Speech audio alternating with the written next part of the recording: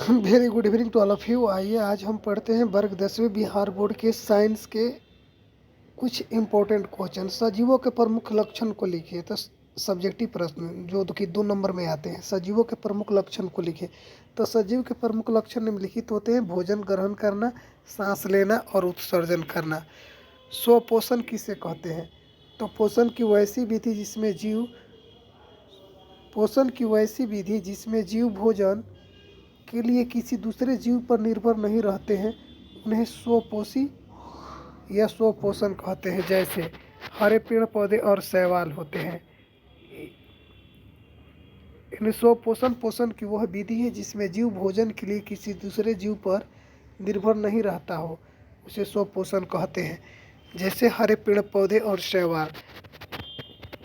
आइए 2 number question. Hormone क्या है?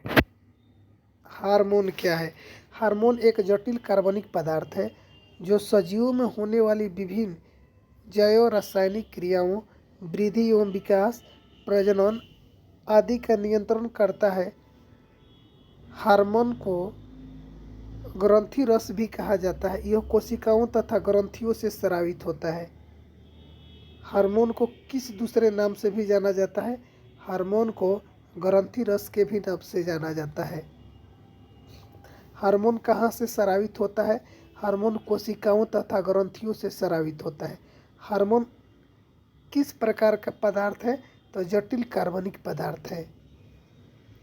तंत्रिका तंत्र क्या है? तंत्रिका तंत्र क्या है? जिस तंत्र के द्वारा विभिन्न अंगों का नियंत्रण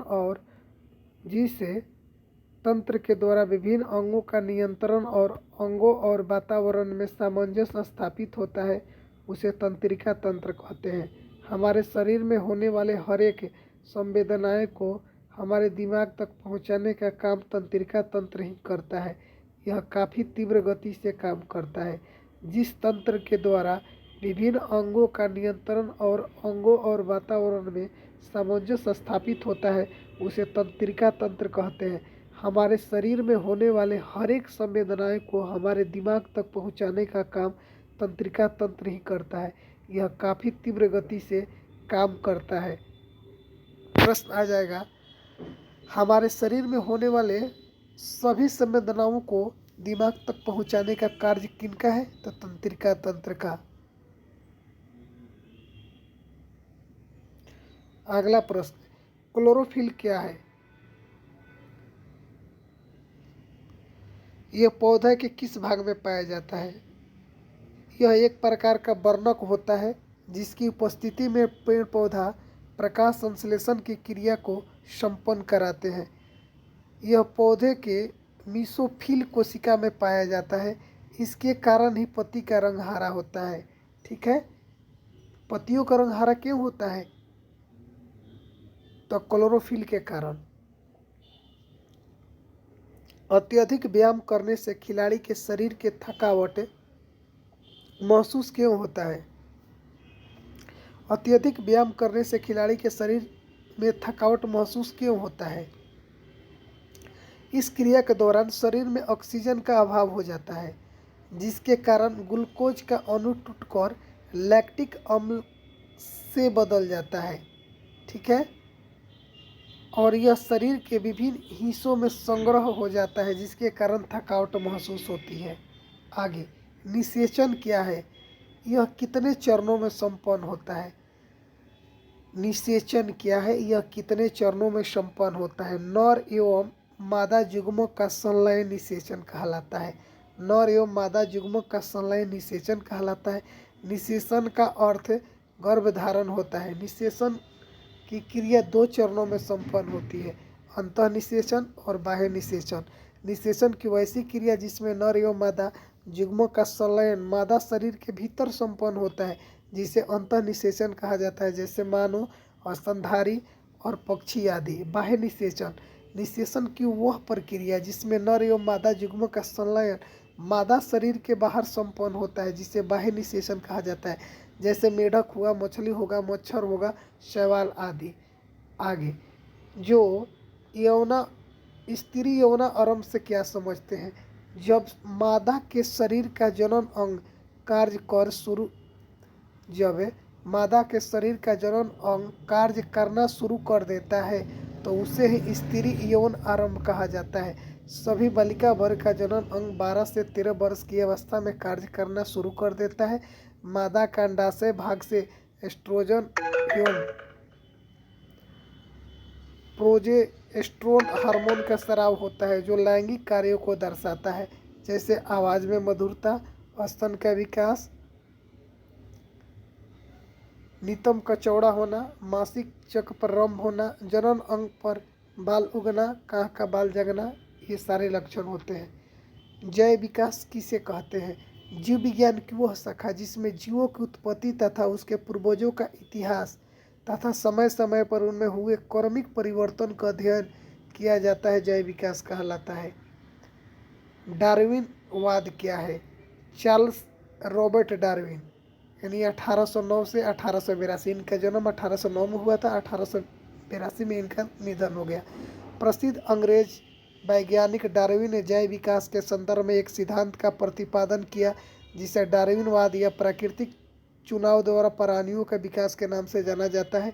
इसके अनुसार दुनिया में किसी भी जीव की दो प्रजातियां पाई जाती है, जिसमें पहले प्रकार के प्राणी अयोग होते हैं जबकि दूसरे प्रकार के प्राणी योग होते हैं। अयोग गुण वाले जीव नष्ट हो जाते हैं जबकि योग गुण वाले जीव जीवित रह जाते हैं। अर्थात प्राकृतिक अयोग एवं प्रतिकूल विभिन्नताओं वाले जीवों को नष्ट कर देती है। हम यह कैसे जान पाते हैं कि जीवाश्म कितने पुराने हैं? हम यह कैसे पता लगाते हैं कि जीवाश्म कितने पुराने हैं? जीवाश्म कितने पुराने हैं आकलन करने की दो विधि है, सापेक्ष विधि। जीवाश्म जिन्हें हम पृथ्वी के सतह की समीपवर्ती स्तरों में पाते हैं अधिक नई होती है।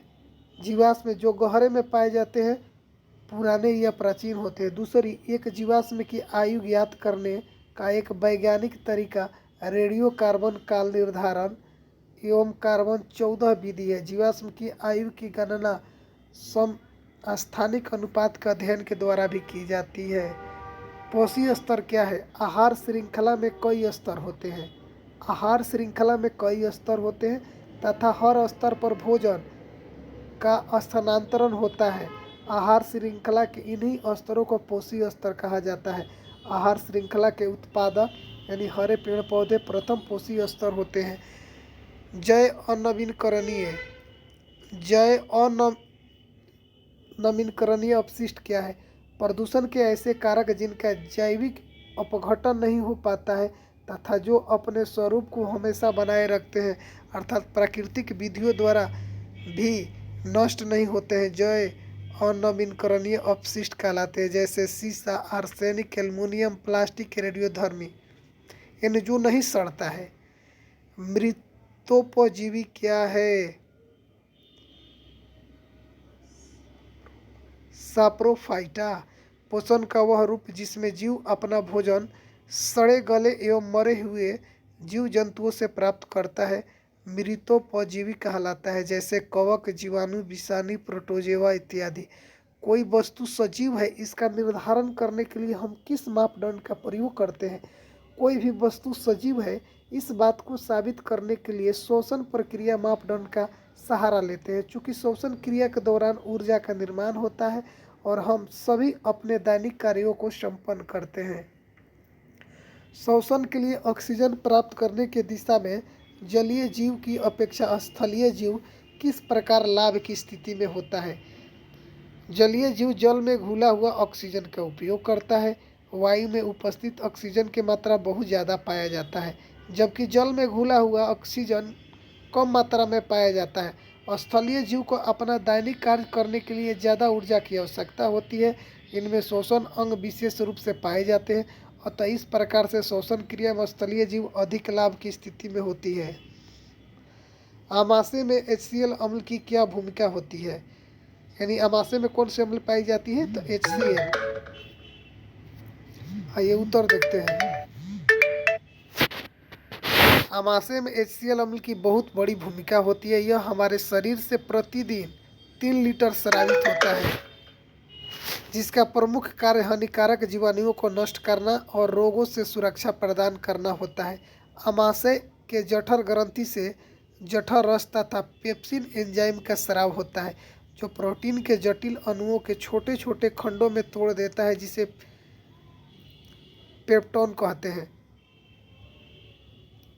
आमाशय में कौन सी अम्ल पाई जाती है? HCl। यह आमाशय में प्रतिदिन कितने लीटर HCl स्रावित होता है? 3 लीटर। कहता है HCl का प्रमुख कार्य क्या होता है? तो आमाशय में HCl का प्रमुख कार्य होता है हानिकारक जीवाणुओं को नष्ट करना और रोगों से सुरक्षा प्रदान करना। आमाशय से आमाशय के जठर ग्रंथि से कौन सा एंजाइम स्रावित होता है? जठर रस तथा पेप्सिन एंजाइम का स्राव होता है। अगला, कार्बन मोनोऑक्साइड एक जहरीली गैस है। कैसे? कार्बन मोनोऑक्साइड बहुत जहरीली गैस माना गया है क्योंकि यह हेमोग्लोबिन से अभिक्रिया करके कार्बोक्सिलिक अम्ल का निर्माण करता है। यह शरीर के कोशिकाओं तक ऑक्सीजन को जाने से रोकता है। ऑक्सीजन के अभाव में व्यक्ति का मौत हो जाता है, जिसके कारण इसे प्राणघातक गैस भी कहा जाता है। कार्बन डाइऑक्साइड से भी घातक होता है कार्बन मोनोऑक्साइड। कार्बन मोनोऑक्साइड एक जहरीली गैस है जो कि हमारे खून से अभिक्रिया करके कार्बोक्सिलिक अम्ल का निर्माण करता है। यह शरीर के कोशिकाओं तक, ये कार्बोक्सिलिक अम्ल होता है जो शरीर में कोशिकाएं पाई जाती हैं, उनमें ऑक्सीजन को जाने से रोकता है। यदि ऑक्सीजन हमारे शरीर में ऑक्सीजन का रुका हुआ जाएगा तो व्यक्ति की मृत्यु भी हो जाएगी।